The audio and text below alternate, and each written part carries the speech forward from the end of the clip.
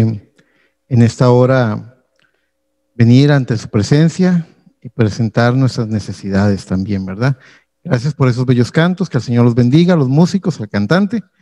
Y ahora vamos a venir al tiempo de la palabra, una reflexión.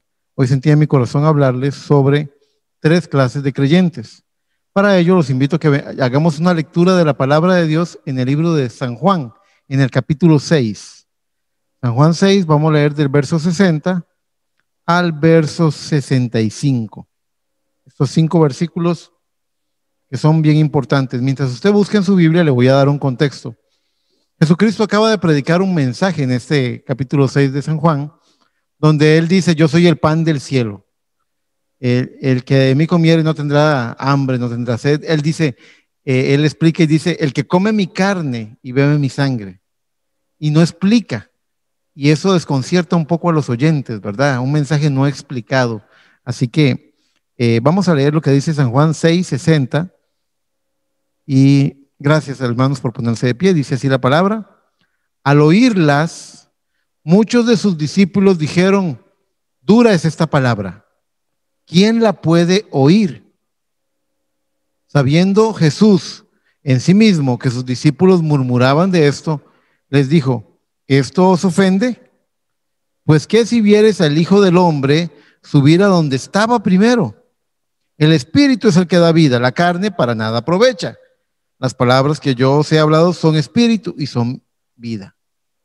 Dice: pero algunos de vosotros que no creen, pero hay algunos de vosotros que no creen, porque Jesús sabía desde el principio quién eran los que no creían y quién le iba a entregar. Por eso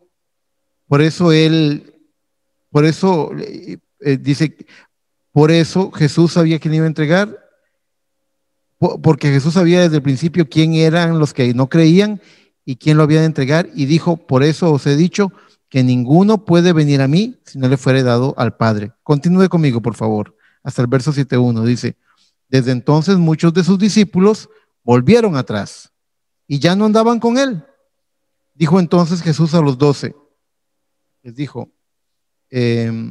¿queréis iros también vosotros? Le respondió Simón Pedro: Señor, ¿a quién iremos? Tú tienes palabras de vida eterna, y nosotros hemos creído y conocemos que tú eres el Cristo, el Hijo del Dios viviente. Jesús le respondió: ¿no os he escogido yo a vosotros los 12, y uno de vosotros es diablo? Hablaba de Judas Iscariote, hijo de Simón, porque este era el que le iba a entregar, y era uno de los 12. Amado Padre Celestial, te pido en el nombre de Jesús que tú vivifiques esta palabra, que tú la abras ante nuestros ojos, que tú, Señor, permitas que nuestro entendimiento, nuestra comprensión de la palabra ungida sea tal que podamos captar las ricas cosas del Espíritu que tú tienes para nosotros en esta noche. Quita de nosotros todo espíritu de distracción o cansancio, toda cosa, Señor, y permítenos enfocarnos en el reino de Dios y su justicia, recordando que tú envías la añadidura de cualquier necesidad en nuestra vida mientras nosotros estamos enfocados en ti. Te lo pido, Padre, en el todopoderoso nombre del Señor Jesucristo. Amén, amén y amén. Muy bien, tomen asiento, por favor. Gloria al Señor. Todas las personas se mueven por creencias. Todas las personas. El cristiano y el que no es cristiano. No importa la religión, no importa su nacionalidad, no importa su raza, todas las personas nos movemos por creencias.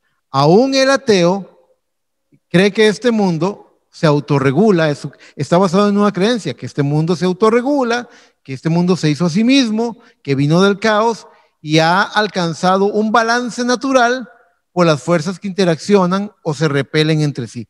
El entendimiento del ateo también se basa en una creencia.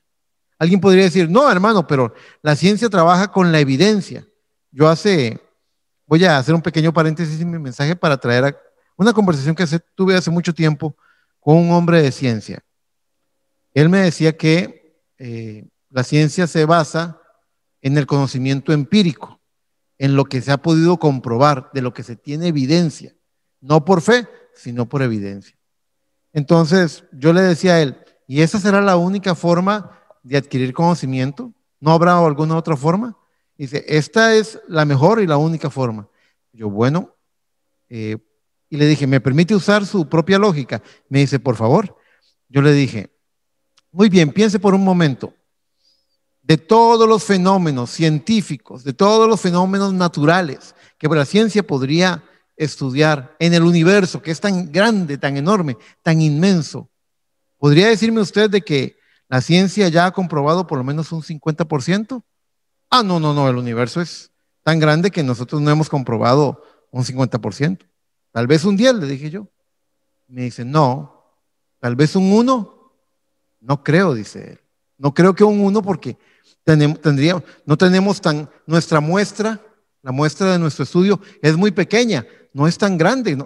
El universo es inmenso, enorme. Le digo yo, ok, es menor al 1%. No sigamos preguntando porque digamos que es menor al 1%.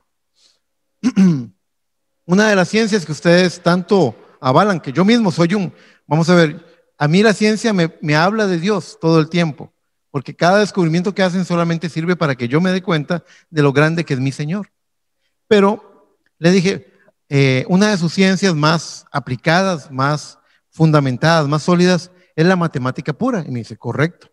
Y dentro de la matemática ha salido derivado una disciplina llamada la estadística. Me dice, exacto. Cuando ustedes hacen un estudio de algo, ustedes sacan una muestra, lo que usted me dijo ahora, una muestra de la población. ¿Sí? Me dijo. Y le dije yo, y dependiendo del tamaño de la muestra, así es de confiable, así puede usted confiar o dudar de ella. Y me dice, sí.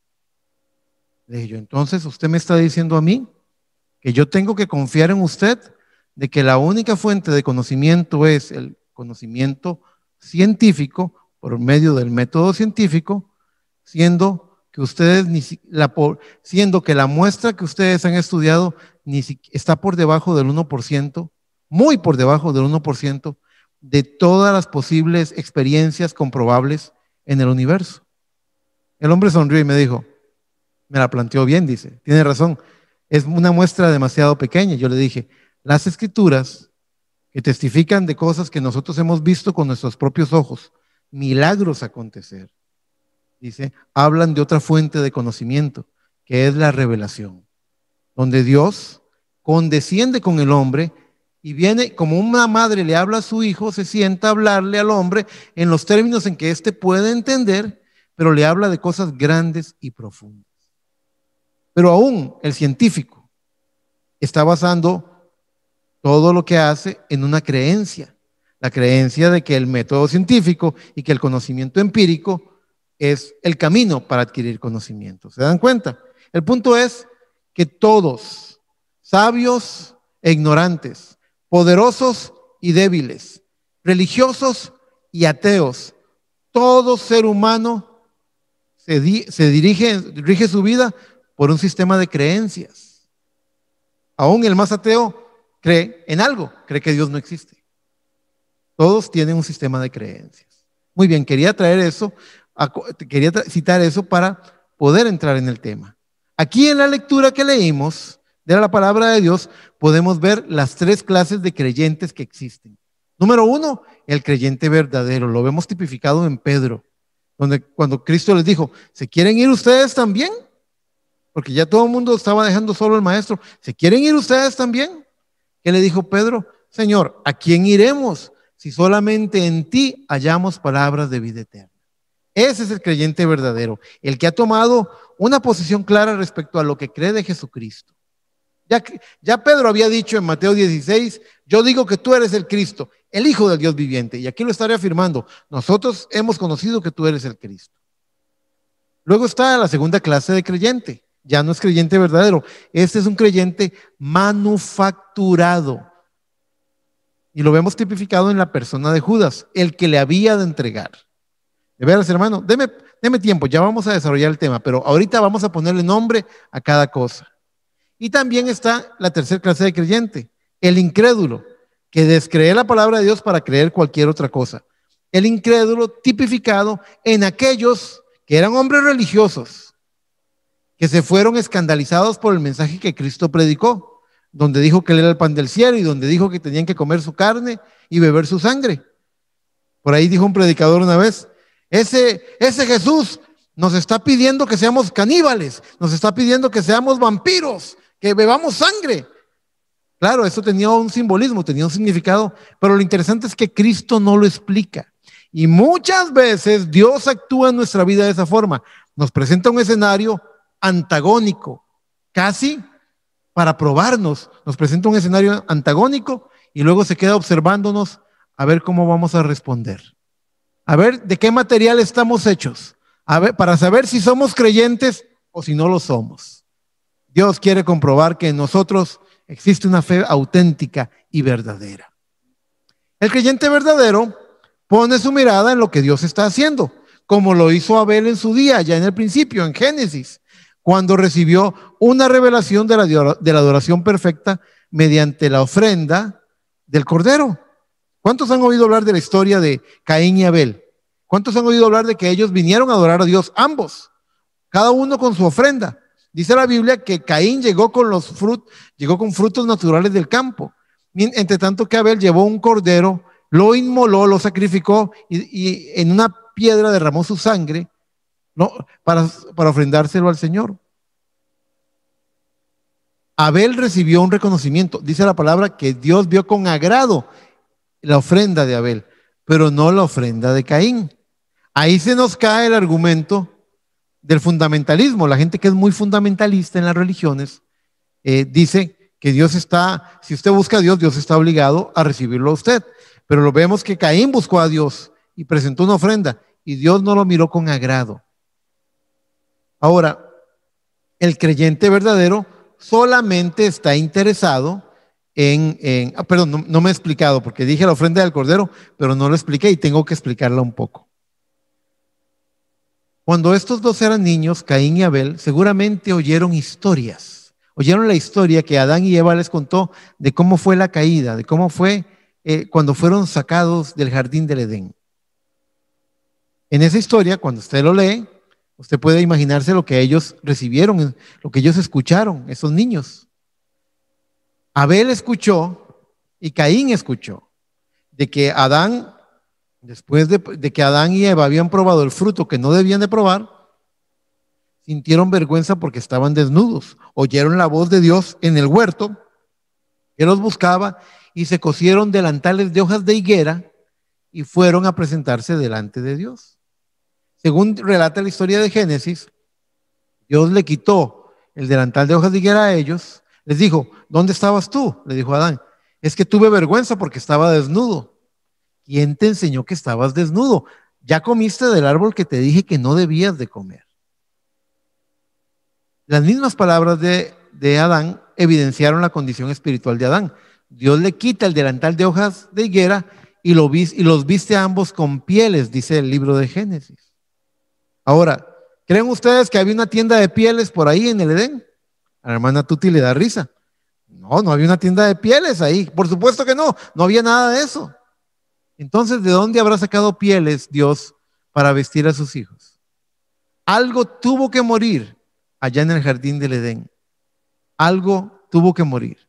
Así que Abel, por revelación, viendo lo que hace Dios, él toma un cordero, él lo inmola y lo presenta derramando su sangre.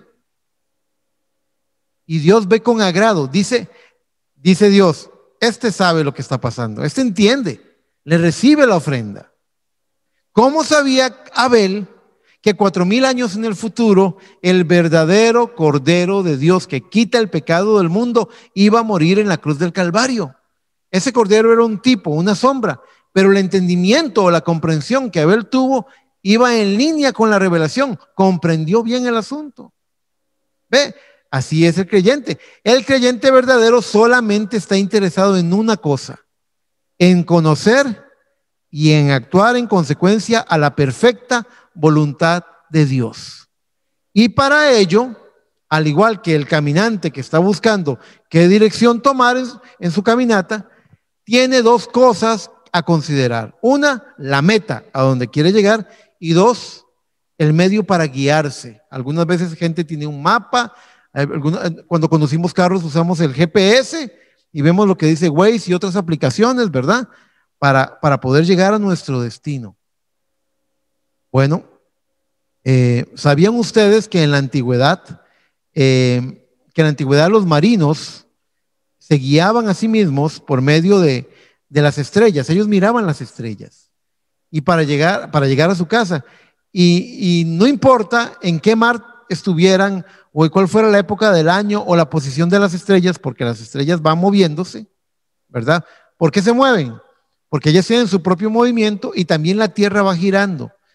Asentada sobre sus polos, se va moviendo como amanece en el este, entonces se va moviendo de oeste hacia este, va girando. Nosotros vemos cada mañana en el este el sol levantarse. Ese es el movimiento natural de la Tierra, ¿verdad? Bueno, estos marinos no podían fiarse del este o del oeste, pero podían ver. Había una estrella, en todo el firmamento había una estrella que no se movía de su posición. Todas las demás cambiaban de posición, pero esa estrella era la misma todo el tiempo. La estrella del norte o la estrella polar. Cerca de la constelación de la Osa Menor, me parece que está. Ahí está la estrella del norte, la estrella polar. Esa estrella permanece fija. ¿Por qué? Porque el polo norte es como siempre es el mismo, digamos. La Tierra está girando sobre sus polos. Muy bien.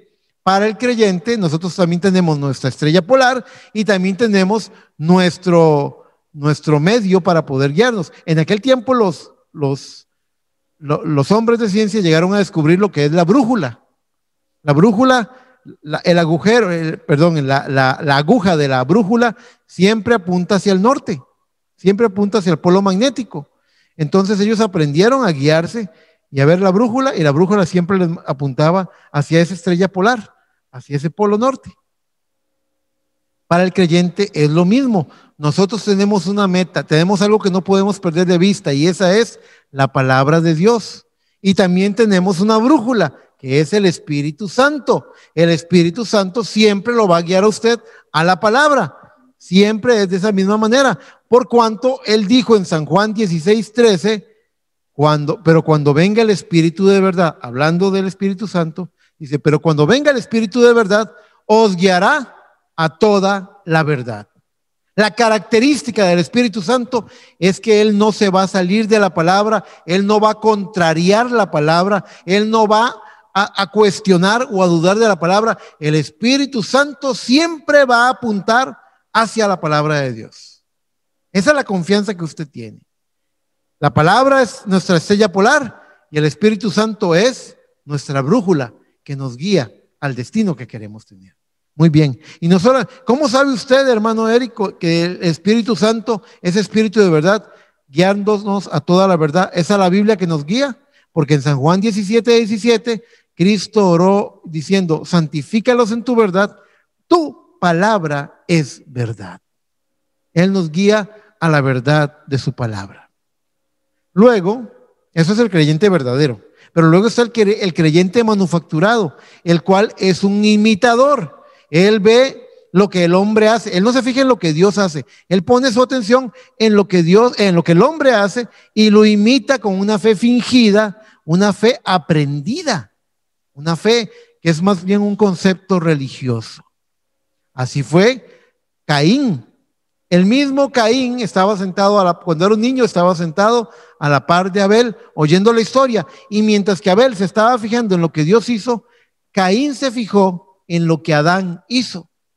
En la historia oyó que Adán tuvo vergüenza de presentarse ante Dios, entonces fue al árbol de higuera y tomó de sus hojas y se cosió un delantal. Por eso Caín escogió presentarle a Dios de los frutos naturales del campo. Y eso también tiene un concepto. Usted pudiera ser una persona sumamente religiosa y venir con los frutos naturales de su vida, con su temperamento, con su intelectualidad, con cosas naturales en su vida, o usted podría venir a presentar al Cordero de Dios que quita el pecado del mundo. En el Antiguo Testamento, el pecador llevaba un cordero. Este cordero era examinado por el sacerdote. Tenía que ser un cordero sin defecto. No le podía faltar un dientito, no podía estar tuerto, no podía ser la perniquebrada. tenía que estar completito, en pelito, en todo tenía que estar perfecto el cordero. Imagínense que la instrucción que Dios le había dado al sacerdocio de Aarón era: cuando venga el pecador a ti a expiar su culpa, él tendrá que traer un cordero y lo vas a examinar. Nunca le dio instrucciones Dios de que examinara al pecador. Era un pecador, en él no habría perfección. El que tenía que ser perfecto era el corderito. Esas eran las reglas que Dios había impuesto. ¿Será que Dios no sabe lo sinvergüenza que yo he sido, lo malo que yo he sido, lo pecador, lo duro de corazón que he sido? Claro que lo sabe, pero Él ha establecido una vía para que usted se acerque a Él. Usted, al igual que aquel pecador que llevaba el cordero, igual que lo hizo Abel, usted puede presentar un cordero sin defecto, un cordero sin falla, un cordero inmaculado, el verdadero cordero de Dios que quita el pecado del mundo, un cordero perfecto. La ofrenda expiatoria de Cristo en la cruz del Calvario.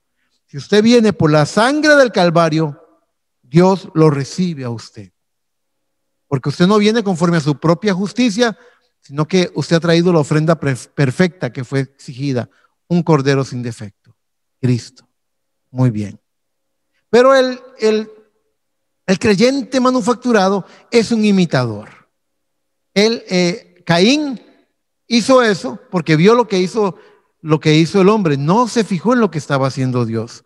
Abel era un creyente verdadero porque puso su mirada en lo que estaba haciendo Dios, ignorando todo lo que el hombre hace. Vaya por favor conmigo a 2 de Timoteo capítulo 3, en el verso 1. Esa lectura que nos habla del carácter de los hombres, el carácter malo de los hombres en los tiempos finales. En 2 de Timoteo capítulo 3, en el verso 1 al 5, y luego brincamos al 8, nada más para leer el verso 8, escuche lo que dice la palabra. También debes saber esto, que en los postreros días, esos postreros días son estos días que estamos viviendo, hermanos, que en los postreros días vendrán tiempos peligrosos.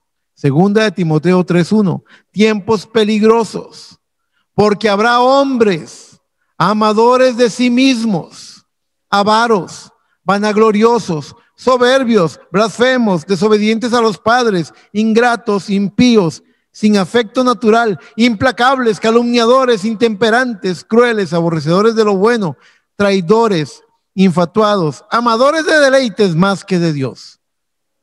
Yo me quedo siempre sin aire cuando leo este pasaje. ¿Qué lista de defectos? ¿Qué lista de defectos, hermanos? Yo leo eso y digo, esa persona con esas características debería estar encerrado en el pabellón de máxima seguridad allá en la Reforma, en la penitenciaría. Pero fíjese que da una característica muy importante. Después de esa larga lista de defectos que están del verso 1 al verso 4, en el verso 5 encontramos la característica más importante. Dice que tendrán apariencia de piedad, pero negarán la eficacia de ella. A estos evita.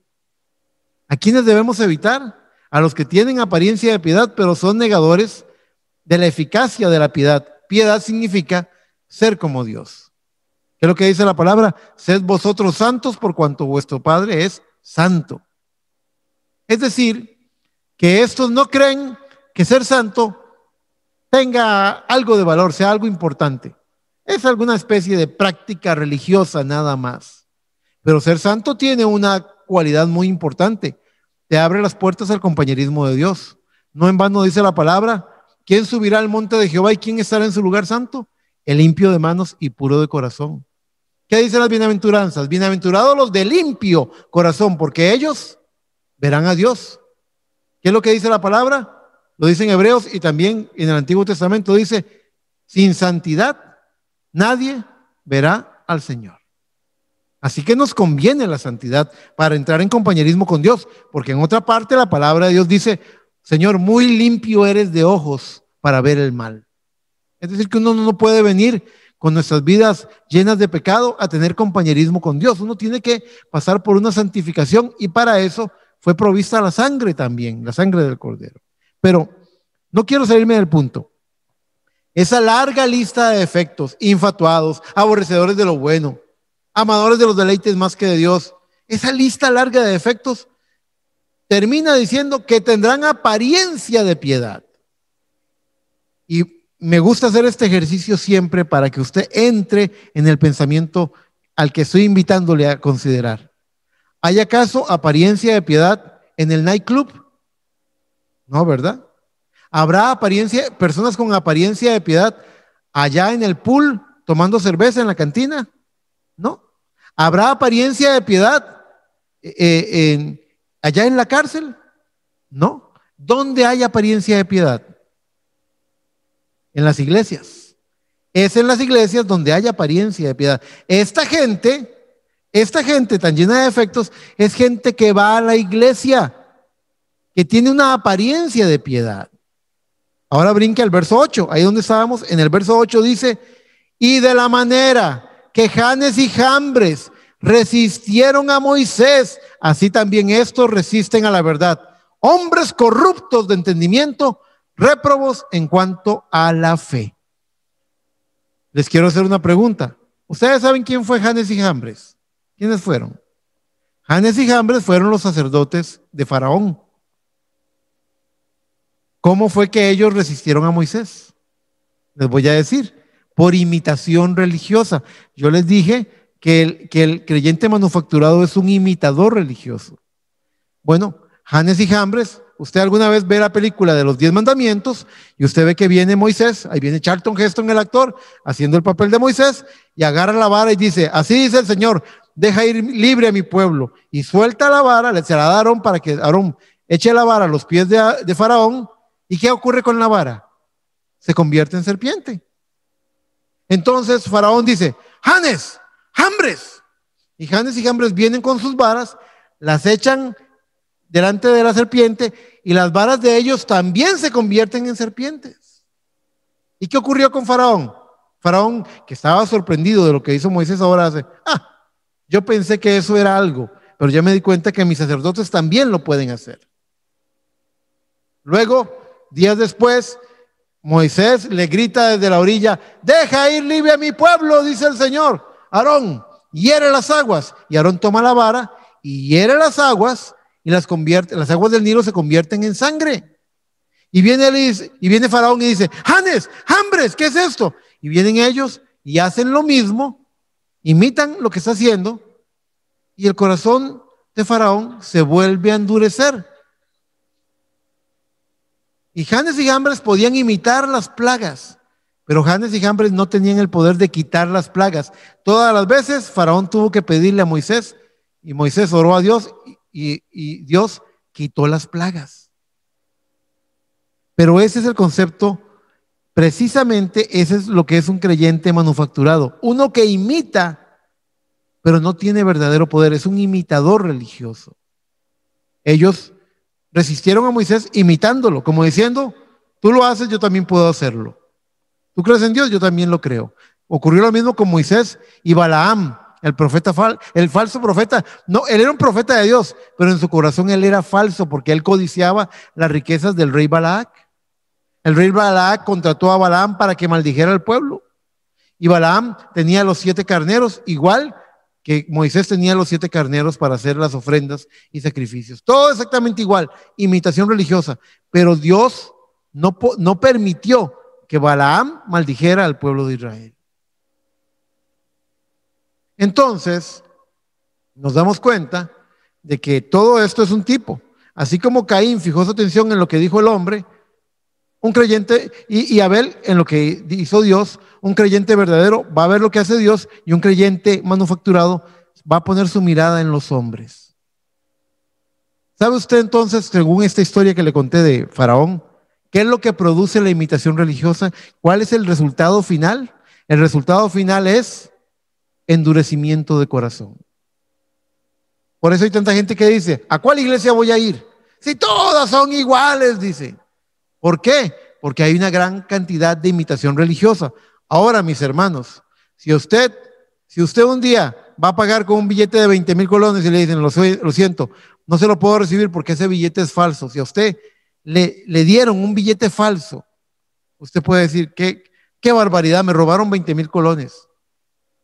Pero, hermanos, la buena noticia es que Si hay un billete de 20,000 colones falso, en algún lugar tiene que haber un billete de 20,000 colones verdadero, porque esa es una imitación.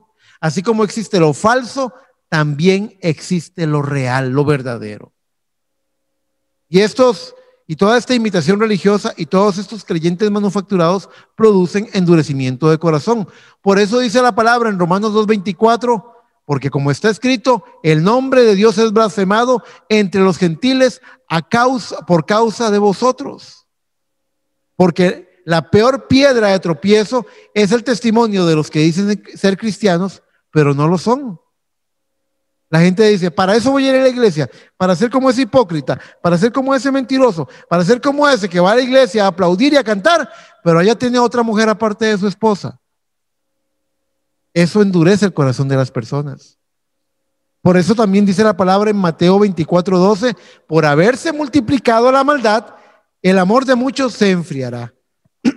Al ver tanta maldad, la gente se enfría, se aleja de Dios. Necesitamos una iglesia viva que ame la santidad y que le sirva de corazón a Cristo. Ahora, toda esta imitación religiosa, con apariencia de piedad, con una fe fingida, trae endurecimiento de corazón y manifiesta a aquellos que no creen en Dios. Eso sirve para que los que no creen en Dios salten, se rebelen, se manifiesten. Estas tres clases de creyentes abarcan a toda la humanidad y se refiere a lo que ocurre en todas las iglesias y en todas las religiones que existen. Estas tres clases de creyentes no solo estuvieron con Moisés, Faraón y Janes y Jambres, sino que más adelante los vemos repetirse en el pueblo cuando salió al desierto. Allá en Cades Barnea, en el asiento de juicio, cuando Moisés envía a 12 espías a ver la tierra prometida, ellos regresan con su reporte.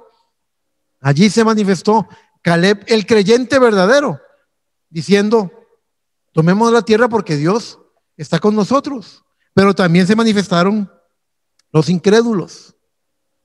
Vaya por favor a Números 14. Avanzando en esa lectura, vaya al libro de Números en el capítulo 14.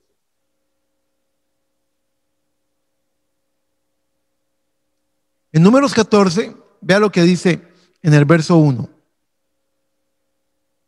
Dice, Números 14:1, entonces toda la congregación gritó y dio voces, y el pueblo lloró aquella noche, y se quejaron contra Moisés y contra Aarón todos los hijos de Israel, y les dijo toda la multitud, ojalá muriéramos en la tierra de Egipto, o en este desierto, ojalá muriéramos. ¿Y por qué nos trae Jehová a esta tierra para caer espada y que nuestras mujeres y nuestros niños sean por presa? ¿No nos sería mejor volvernos a Egipto? Y decían el uno al otro, designemos un capitán y volvámonos a Egipto. Ellos querían volver a ser esclavos, escuchen, estando frente a la tierra prometida. Dice el verso 5, entonces Moisés y Aarón se postraron sobre sus rostros delante de toda la multitud de la congregación de los hijos de Israel, y Josué, hijo de Nun, y Caleb, hijo de Jefone, que eran de los que habían reconocido la tierra, rompieron sus vestidos y hablaron a toda la congregación de los hijos de Israel, diciendo, la tierra por donde pasamos para reconocerla es tierra en gran manera buena. Si Jehová se agradare de nosotros, él nos llevará a esta tierra y nos la entregará, tierra que fluye leche y miel. Por tanto, no seáis rebeldes contra Jehová, ni temáis al pueblo de esta tierra, porque nosotros los comeremos como pan. Su amparo se ha apartado de ellos, y con nosotros está Jehová. No los temáis. Qué palabras más valientes, ¿verdad? Qué palabras más llenas de fe. Así que, aquí se manifestó el creyente verdadero y el incrédulo. En Caleb se manifestó el creyente verdadero. En los otros 10 espías que pusieron duda en el corazón de Israel, se manifestó también el incrédulo. Esos que querían volver a Egipto. Pero queda el creyente manufacturado, hermano Eric, que usted está hablando. El creyente manufacturado tarda un poquito más en manifestarse. El creyente manufacturado se da a conocer un poco más tarde. Ese se queda casi hasta el final. Pero cuando ve que se aproxima el cumplimiento de la promesa, retrocede. Lo voy a repetir. El creyente manufacturado va caminando casi hasta el final. Cuando el incrédulo ya se fue, todavía el creyente manufacturado sigue allí. Casi hasta el final, pero cuando ve la promesa para cumplirse, retrocede. Al igual que Judas, que se ahorcó en vez de seguir adelante. Usted sabe, 2 personas negaron a Cristo esa noche, en la noche de su arresto. Pedro y Judas. Pedro, que había dicho, aunque todos estos te dejen, yo no te dejaré, lo dejó y lo negó 3 veces. Judas, que había comido del plato del maestro, que lo entregó con un beso y luego fue y se ahorcó. Judas no avanzó. ¿Qué le esperaba más adelante? Fíjese que Pedro, aunque negó al Señor, Pedro siguió adelante, porque Pedro creía en el Señor. No estamos poniendo nuestra fe en nuestras propias justicias o en nuestros errores. Nuestra fe está puesta en Él. Nuestra fe está en su misericordia, en lo que Él hace por nosotros, no en lo que nosotros hacemos. Pedro siguió adelante. ¿Y saben lo que los esperó más adelante? Hechos 2 relata que ocurrió el bautismo del Espíritu Santo y se derramó sobre los 120, y entre esos 120 estaba Pedro. Qué torpeza hubiera sido rendirse, pero Judas lo hizo, se ahorcó. Igual que Caín, cuando Dios le dijo, vea que cuando presentan la ofrenda Caín y Abel, Caín presenta los frutos naturales del campo, Abel presenta el cordero inmolado, Dios recibe con agrado la ofrenda de Abel, Dios ve con desagrado la ofrenda de Caín, y entonces el semblante de Caín, dice la Biblia, se demuda. ¿Qué significa demudar? Tiene una cara larga, se pone serio, se enoja. Y Caín está ahí serio porque no le recibieron la ofrenda como él quería que se la recibieran. Y entonces Dios viene y le dice, ¿por qué se ha demudado tu semblante? Lo que le estaba preguntando es, ¿y esa cara larga, Caín, qué es? ¿Por qué la cara larga? ¿Por qué tan bravo? Le dice, si bien hicieres, ¿no serás enaltecido? Mas con todo el pecado está a la puerta, pero tú te vas a enseñorear de él. Le estaba diciendo, el pecado no te puede dominar, tú lo puedes vencer a él. Y si haces bien, serás enaltecido. Le dio la oportunidad de ver por qué la ofrenda de Abel había sido recibida y la aprovechó. Aprovechó. ¿Cuántas personas dieron lo que fuera para que Dios con voz audible viniera a hablarles y les diera el consejo que necesitan oír? Bueno, Caín lo oyó. ¿Y qué hizo? Fue y llamó a su hermano, le puso una emboscada en el campo, tomó una piedra y lo mató por celos. A pesar de que Dios ya le había dicho que si lo hacía bien, él iba a salir bien. Ahí está. Es la característica de un creyente manufacturado. Cuando está a las puertas de la promesa, se echa para atrás. Y también hubieron 2,5 tribus de Israel que no quisieron cruzar el Jordán cuando ya estaban para cruzarlo. Les voy a leer lo que dice Números 32, del verso 4 al verso 5. Dice, la tierra que Jehová hirió delante de la congregación de Israel es tierra de ganado, y tus siervos tienen ganado. Por tanto dijeron, si hallamos gracia en tus ojos, dese esta tierra a tus siervos en heredad, y no nos hagas pasar el Jordán. Ellos no querían cruzar el Jordán. Cruzar el Jordán, ¿sabe lo que significa? Morir a nosotros mismos, para que rendir toda nuestra vida al Señor. La tierra prometida es nuestro bautismo del Espíritu Santo. Pablo dijo, ya no vivo yo, sino que Cristo vive en mí. Juan el Bautista dijo, es necesario que Él crezca, que Cristo crezca y que yo mengüe. Cada uno de nosotros debe menguar en la carne para que Cristo reine en nosotros. Cada uno de nosotros, al igual que Pablo, debe morir a sí mismo para que Cristo viva en usted, para que Cristo viva en mí. ¿Se da cuenta? Ellos no querían cruzar el Jordán, ellos no querían morir, ellos no querían sacrificarse, ellos querían buen tipo ese del ganado. Ellos querían las cosas de la carne, ellos querían quedarse de este lado del Jordán. Hay mucho creyente que lo que quiere es tener una vida religiosa, pseudo cristiana, pero lo que quiere es quedarse de este lado del Jordán, no quiere morir a sí mismo. El creyente manufacturado también significa que es ese tipo de creyente fronterizo que tiene delante de él el cumplimiento de la promesa y viendo que ya va a cruzar el Jordán, se echa para atrás.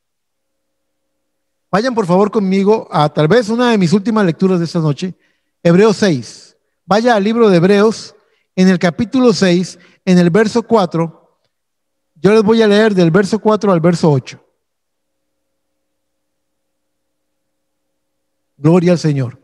En Hebreos 6:4 dice la palabra del Señor. Del verso 4 al verso 8. Dice así: porque es imposible que los que una vez fueron iluminados y gustaron del don celestial y fueron hechos partícipes del Espíritu Santo. Oiga cómo comenzó este verso.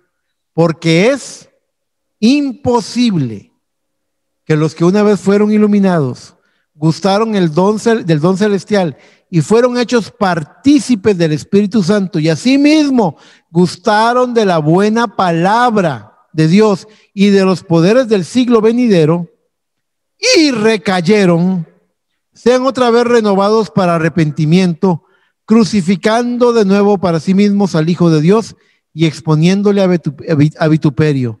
Porque la tierra que bebe la lluvia, que muchas veces cae sobre ella y produce hierba provechosa, a aquellos por los cuales es labrada, recibe bendición de Dios.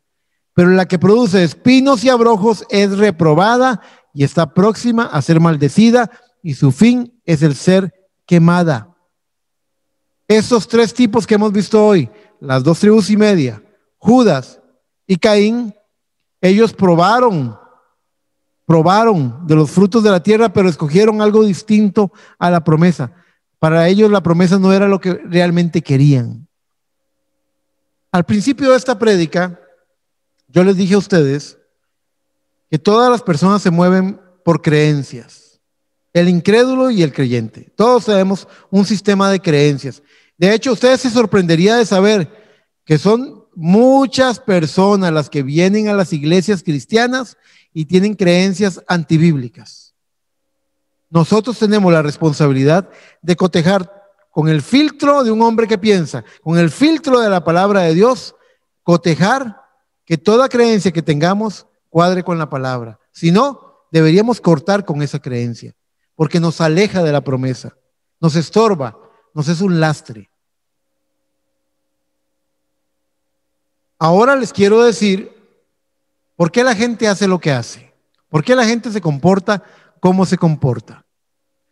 De hecho, los que estudian programación neurolingüística y psicología y todas estas cosas han logrado localizar estas 3 conductas. La gente hace lo que hace primero porque está buscando placer, está buscando algo que le proporciona placer y felicidad, porque quiere ser feliz, está buscando una recompensa. La segunda conducta es: la gente hace lo que hace porque huye del dolor y actúan por temor. Hacen cualquier cosa para huir del dolor. Y finalmente, la gente hace lo que hace porque todos los demás lo están haciendo también. Es decir, usted va a encontrar en la generalidad de situaciones de la vida del hombre, va a encontrar 3 posibles alternativas que son las más cotidianas. Yo hago lo que hago porque estoy persiguiendo algo que quiero, algo que me hace feliz. Yo hago lo que hago porque estoy evitando eso que me da mucho miedo, que me produce dolor, que me da temor. Yo hago lo que hago porque todo el mundo lo está haciendo. Decía mi mamá cuando yo era niño: es que todos lo hicieron. Y si ellos se tiran en un guindo, usted se va a tirar también, me decía mi mamá. Bueno, hay gente que hace lo que hace porque todo lo demás lo están haciendo. Pues allí, hermanos, se encuentra ese filtro de nuestro sistema de creencias. La pregunta que les tengo en esta noche para terminar con la prédica es: ¿y usted por qué hace lo que hace? ¿Lo que está haciendo? ¿Por qué lo está haciendo? ¿Qué lo mueve? ¿Usted persigue algo? ¿Un galardón, un premio? ¿Hay algo? Tengo aquí mi nota. ¿Qué lo mueve? ¿El galardón de vida eterna? ¿El inmenso amor de Dios? ¿Usted está buscando crecer en la gracia del Señor? ¿Ser lleno de su amor? ¿O por qué hace usted lo que hace? ¿Será por miedo al juicio y a la destrucción venidera. Uy, no, mejor me pongo con Dios porque Dios, dicen que es un Dios que es fuego consumidor. No, mejor que miedo, mejor busco a Dios. Hay gente que hace eso.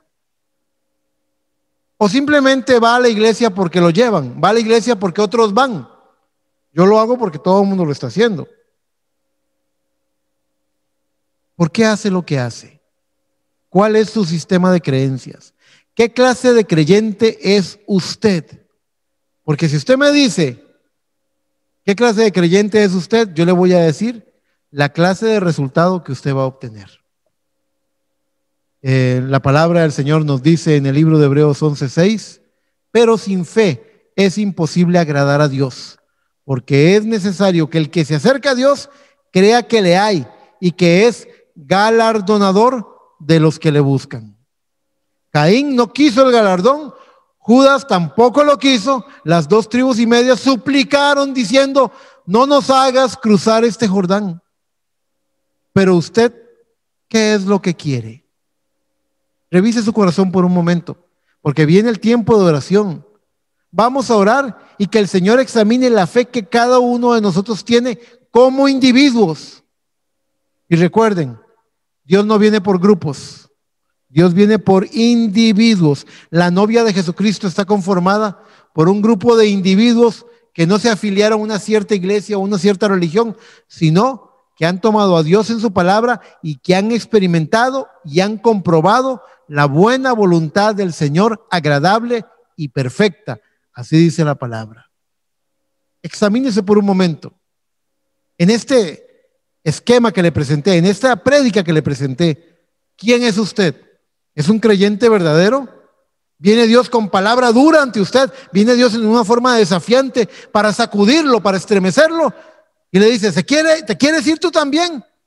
Va a decirle usted, como dijo Pedro: Señor, ¿a dónde voy a ir? Si solamente en ti tengo palabras de vida eterna. O va a ser como aquellos que se apartaron, dijeron: ese hombre está loco, quiere que seamos caníbales, quiere que seamos vampiros, que bebamos sangre y comamos carne humana. O peor aún, de aquellos se fueron pronto. Pero ¿quién permaneció casi hasta el final?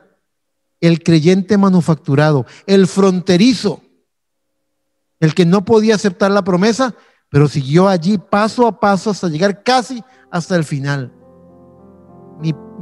Mi consejo en esta noche, el motivo de esta prédica en esta noche, es que usted se escudriñe, si usted se examine y revise cuáles son sus motivos para buscar de Dios. ¿Sabe una cosa? El profeta dijo: ningún motivo egoísta prosperará. El reino de los cielos es un reino de justicia. La vida eterna es vivir para otros. Que ustedes oren por mí, yo ore por ustedes. Dios no puso un don en Josué para que Josué se beneficie a sí mismo con ese don, sino que él bendiga a otros y otros en el cuerpo de Cristo lo bendicen a él. Para que, como dice la palabra, cada una de las coyunturas se ayude con la ayuda mutua según la actividad propia de cada miembro. Recuerden esto. Examínese en esta noche y pregúntese: ¿por qué hago lo que hago? ¿Qué clase de creyente soy yo? ¿Soy el que lo hago porque los demás lo hacen? ¿Soy el que lo hago porque estoy huyendo del dolor? ¿O busco la recompensa? Porque ya lo dije en Hebreos 6, porque sin fe es imposible agradar a Dios, porque es necesario que el que se acerca a Dios crea que le hay y que es galardonador de los que le buscan. ¿Qué significa la palabra galardonador?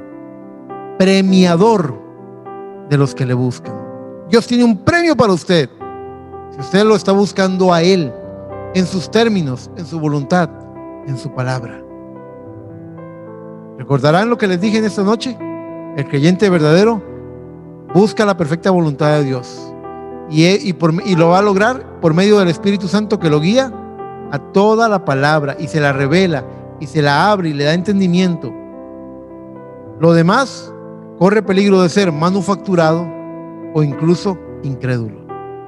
Así que espero que el mensaje de hoy sea de bendición para cada uno de ustedes y que a la hora de examinarse, ahora que vamos a orar, usted pueda tomar posición y decir: Señor, si yo he estado siendo flojo en esto, ayúdame a esclarecer cuáles son mis objetivos, el motivo que me mueve a venir a buscarte, que sea el motivo correcto, que sea el motivo exacto por el que Dios quiere que lo busquemos. Que el Señor les bendiga, mis hermanos.